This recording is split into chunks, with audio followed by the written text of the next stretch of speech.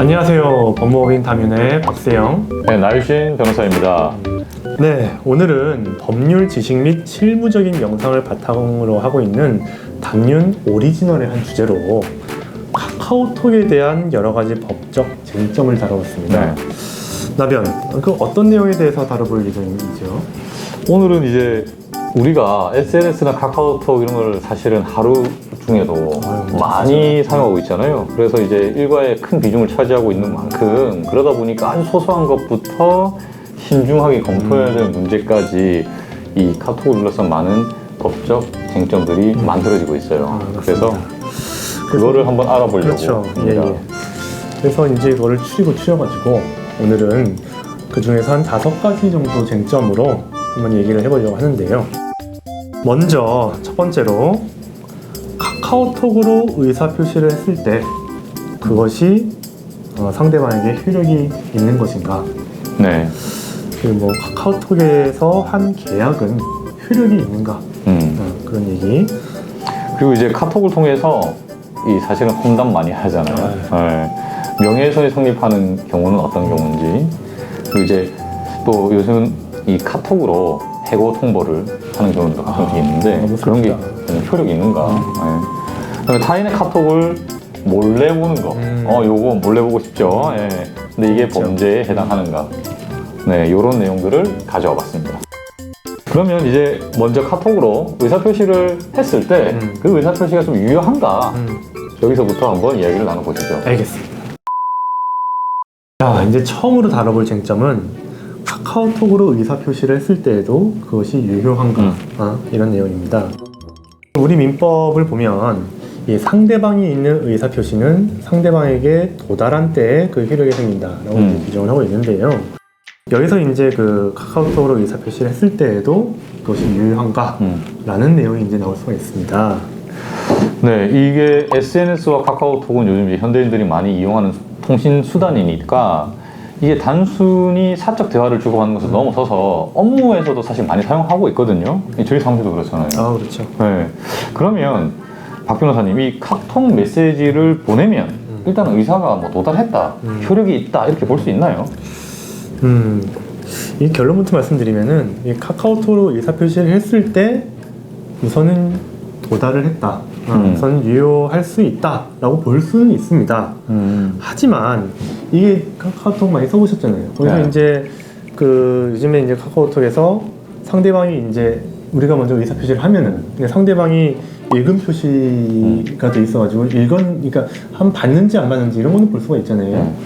그럴 때 읽은 표시가 되어 있다 하더라도 만약에 상대방이 이거를 실제로 읽지를 않았다, 인식을 하지 못했다라고 한다면은 이것이 효력이 있다라고 보기가 좀 어려울 수도 있습니다. 그러니까 이게 읽고 씹은 건지, 그렇죠. 읽씹한 건지, 아니면 진짜 그냥 못 본 건지. 못 본 건지, 이거를 확인할 방법이 없다는 거잖아요. 없지요. 그러면 이 카톡을 통해서 이 전달된 그 의사를, 메시지를 상대방이 제대로 인지를 못했다. 그러면 이제 또 문제가 생길 수도 문제될 있잖아요. 수 있죠. 네. 그러면 그랬을 때 누가 책임을 져야 되나요? 그게 좀 어렵죠. 네. 그래서 이게 만약에 중요한 의사표시를 하는 경우에는 이게 상대방이 읽었는지 안 읽었는지 이런 부분을 지금 명확하게 하기가 좀 어렵잖아요. 그래서 상대방이 인지하거나 또 인지 후에 뭐 이행한 사실을 좀 알리도록 해가지고 결국은 우리의 그 의사표시가 상대방이 그걸 읽었는지, 그래서 그 사실을 인지했는지에 대해서 뭐 한번 읽었냐, 이 내용에서 알고 있냐 라고 한 번 더 물어보는 것처럼 별도로 확인하는 것이 필요하지 않을까 생각을 합니다. 네, 그러니까 이제 결국에는 이 의사가 도달했는지 여부를 나중에 문제가 됐을 때 입증을 할 사람은 의사를 표시한 사람이기 때문에 그렇죠. 상대방이 그걸 제대로 인지했는지를 반드시 확인하셔야 되고요. 이 중요한 게 요즘은 이제 카카오톡 대화방에 들어가서 그 메시지를 직접 봤기 때문에 읽은 표시가 될 수도 있지만 또는 그냥 들어갔는데 보지는 않더라도 들어가기만 하면 읽은 표시가 바로 나오잖아요.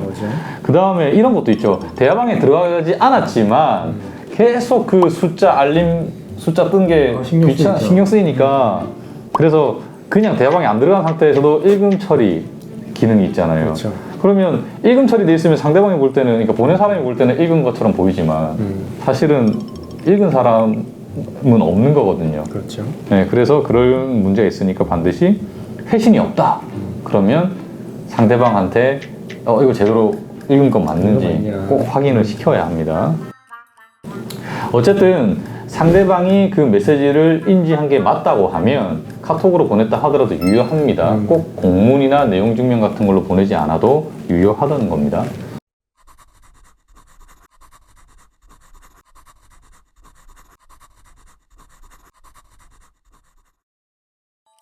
자, 두 번째로 다뤄볼 쟁점은 이 카카오톡 대화방에서 한 계약도 유효한가입니다. 이게 이제 종이에 적으면 서명을 하거나 도장을 찍게 되잖아요. 그런데 카카오톡 대화방에서는 뭐 서명을 하거나 도장을 찍을 방법이 사실은 없죠. 그러니까 카카오톡 대화방에서 이야기를 나눠서 한 계약도 유효한가? 어떤가요? 이제 이게 뭐 많은 분들이 종이로 계약서를 작성을 하고 뭐 도장으로 날인을 하든지 사인을 하든지 해야만 효력이 있다라고 생각을 하시는 분들이 계세요. 하지만 말로만 해도 계약은 성립을 합니다. 그래서 흔히들 구두계약도 계약이라고 하잖아요. 그래서 뭐 서면으로 굳이 이렇게 쓰거나 아니면 뭐 날인을 꼭 도장으로 하지 않는다 하더라도 서로 간에 말로 얘기한 것도 입증이 된다고 한다면은 그것도 효력이 있다는 것입니다. 네, 그렇죠. 원칙적으로는 서류 같은 별도의 형식이 필요하진 않습니다. 이 당사자가 서로 합의만 되면 되니까요. 카톡 메시지라는 것도 결국 말을 문자로 변환한 거잖아요. 그렇죠. 그러니까 카톡으로 체결한 계약도 유효하니까 꼭 지키셔야 하고요. 이때 뭐 혹시나 해가지고 뭐 서명한 것을 뭐 사진을 찍어서 대화방에 올리거나 도장 찍은 종이를 찍어서 뭐 올리거나 하실 필요는 없어요. 맞습니다. 다만 이것도 다 증거가 중요합니다. 그래서 이게 뭐 요즘에 뭐 여러분들 이렇게 휴대폰 이런 거 1, 2년마다 이렇게 바꾸고 그러잖아요. 뭐 휴대폰을 바꾸거나 아니면 실수로 이게 잘못 이렇게 해서 읽음 표시 이렇게 하려고 하다가 나갈 수가 있어요. 그래서 실수로 이제 카톡 대화방에서 나가거나 이렇게 되면은 뭐 구두로 이렇게 계약을 했는지 안 했는지 그걸 알 길이 없기 때문에 나중에 분쟁이 생겼을 때 증거가 없어서 억울하지만 불리해지는 그런 경우가 생길 수가 있습니다. 네. 그래서 이 나중에라도 입증하기 편하기 위해서 이 카톡 중요한 내용, 뭐 꼭 계약이 아니더라도 무슨 서로 의사 합치하는 거 있잖아요. 합의하는 거. 이런 것들은 그 대화 부분을 꼭 캡처를 해가지고 따로 보관하시거나 아니면 카톡으로 이제 합의했던 내용을 이 서류로 좀 정리를 해가지고 그거를 상대방에게도 보내주고 나도 가지고 있고 이렇게 해서 정리하시거나 아니면 이제 그 전화를 해서 녹음을 좀 하는 거죠. 네, 그렇게라도 해서 보관하시는 게 좋겠습니다. 그리고 이제 가장 확실한 거는 카톡으로 일단 그런 식으로 미리 계약을 협의를 해두고 그 내용을 서류로 써서 공증인한테 찾아가서 공증받는 게 가장 확실하긴 합니다. 하지만 예외가 있습니다. 어떤 예를 예외죠? 들어서 보증계약인 경우에는 이런 보증계약은 법률에서 뭐 서류에 기재돼야 될 사항이나 방식이 법으로 규정이 되어 있어요. 이런 걸 요식계약이라고 하는데 이런 요식계약 같은 경우에는 카카오톡으로 이렇게 말로 이렇게 보증을 쓴다라고 하는 것은 다 효력이 없습니다. 그러니까 카톡으로 법에서 요구를 하고 있는 내용을 다 쓴다 하더라도 효력이 없다는 거죠. 그렇죠. 서면으로 쓰지 않았기 때문에. 그래서 결론을 내자면 카카오톡에서 한 계약은 일반적으로 효력이 있지만 보증계약과 같은 요식계약인 경우에는 효력이 없을 수 있다. 이렇게 말씀드리겠습니다.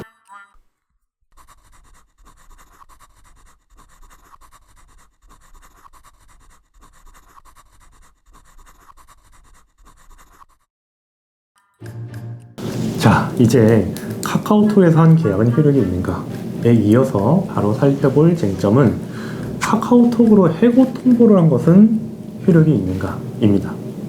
이 해고 통보도 어떻게 보면 하나의 의사 표시이기 때문에 카카오톡으로 해고 통보를 한 것이 효력이 있다라고 생각하실 수도 있는데요.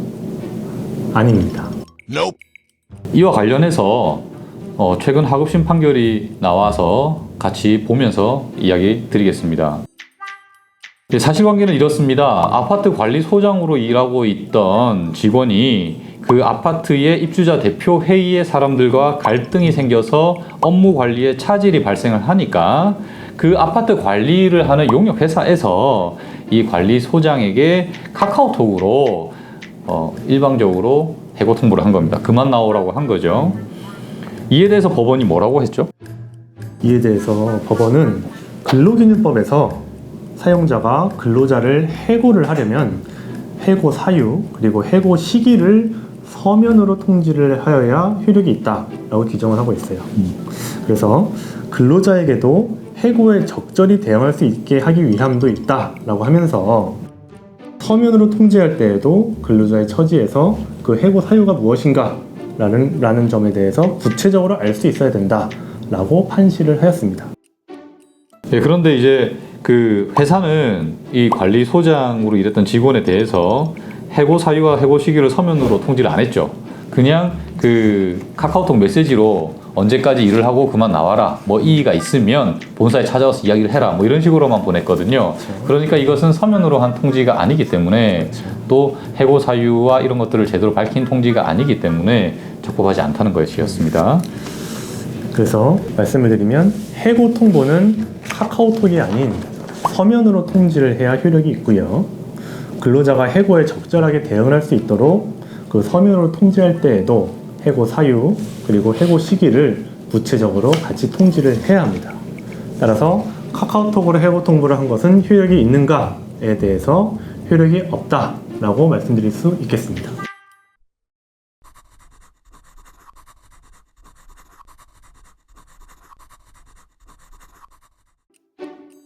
자, 네 번째로 다뤄볼 쟁점은 카카오톡을 활용한 명예훼손, 이걸 과연 성립을 하는가입니다.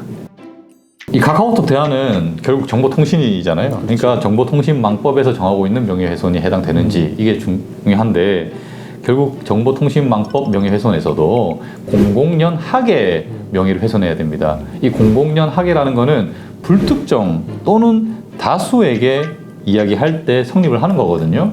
그러면 단 둘이서 있는 대화방에서 다른 사람을 험담하면 그거는 불특정한 것도 아니고 다수도 아니잖아요. 그렇죠. 그러면 그런 경우에는 명예훼손이 성립 안 하는 거 아닌가요? 아닙니다. 이게 실제 대법원 판례가 있는데요. 이게 개별적으로 소수의 사람에게 사실을 적시하였더라도 그 사람이 불특정 또는 다수인에게 적시된 사실을 전파할 가능성이 있는 때에도 공연성이 인정이 된다라고 판시를 하여가지고 단둘이 나눈 대화여도 다른 사람에게 전파할 가능성이 있다, 이렇게 전파 가능성이 있다고 한다면 판례상의 공연성을 충족하였기 때문에 명예훼손죄가 성립할 수 있다라고 판시하였습니다. 자, 그러면 둘만 있는 대화방에서 나눈 대화도 전파 가능성이 있기 때문에 공연성이 인정이 되고 그래서 명예훼손이 성립할 수 있다라고 하셨는데, 자, 그러면 이 발언한 사람의 그 배우자 또는 뭐 그 피해자의 배우자, 이런 좀 특수한 관계에 있는 사람과 나눈 그 명예훼손적인 이야기도 명예훼손이 성립할 수 있을까? 이게 조금 의문인데, 실제로 여기에 대해서 법원은 그 사적으로 너무 친밀해가지고 그 사람의 비밀을 외부로 전파할 가능성이 없는 사람이라면 그런 경우에는 공연성을 인정하지 않고 명예훼손죄가 성립하지 않는다라고 보고 있습니다.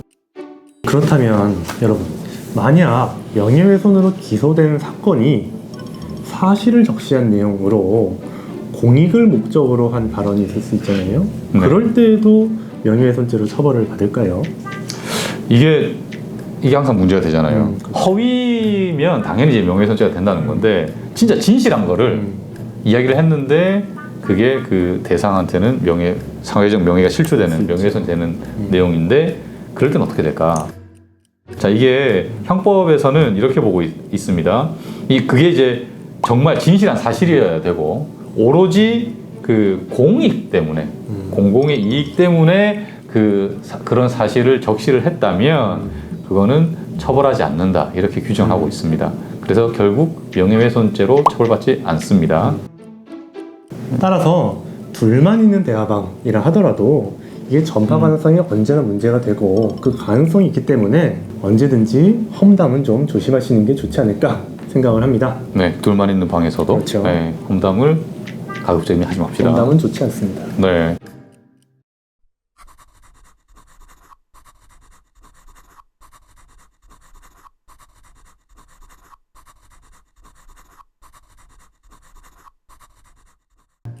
마지막으로 다뤄볼 쟁점은 타인의 카카오톡을 몰래 보는 행위. 이런 거 좀 있을 수 있죠. 네, 몰래. 몰래 보는 행위가 범죄인가입니다. 이 다른 사람의 카카오톡을 몰래 보는 행위가 뭐 도덕적으로는 좀 잘못됐다 이런 거는 다들 알고 계실 것 같은데요. 이것이 범죄에도 해당하는 것인가? 네. 맞습니까? 그러니까 이게 중요한 게 있어요. 요즘 핸드폰 다 잠금 하시죠? 저는 합니다. 네, 뭐 지문으로 잠금 해제하든 얼굴로 해제하든 다 설정을 해두시잖아요. 그런데 카카오톡 어플 자체도 또 비밀번호 설정할 수 있잖아요. 할수 있죠. 그래서 이 휴대폰 자체가 잠금되어 있거나 또는 카카오톡 비밀번호가 설정되어 있거나 이런 건데 그거를 풀어서 막 몰래 본다. 그러면 당연히 비밀 침해죄가 성립을 합니다. 그런데 이제 이런 경우 있을 수 있어요.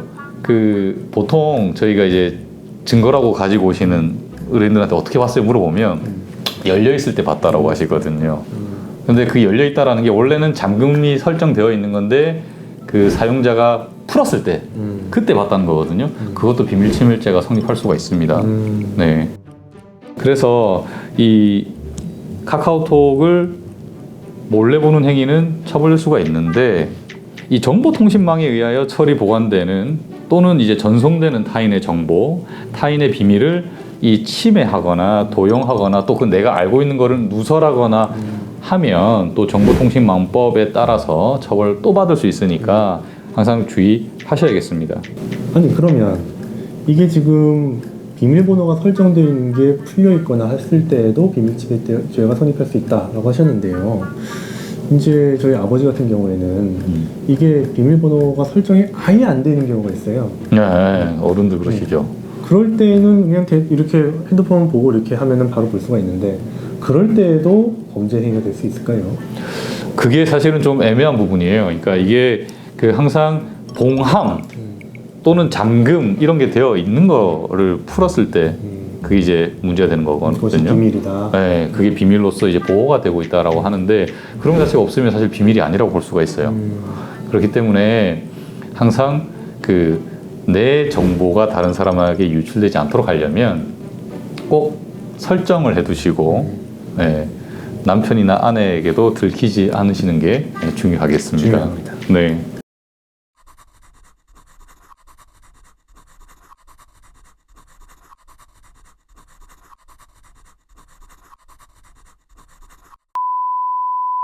오늘도 시청해주셔서 감사합니다. 구독, 좋아요, 알림 설정. 네, 잊지 않으셨죠? 원하신 주제가 있으면 언제든지 댓글로 달아주시기 바랍니다. 지금까지 법무법인 담윤의 나변, 박변이었습니다. 감사합니다.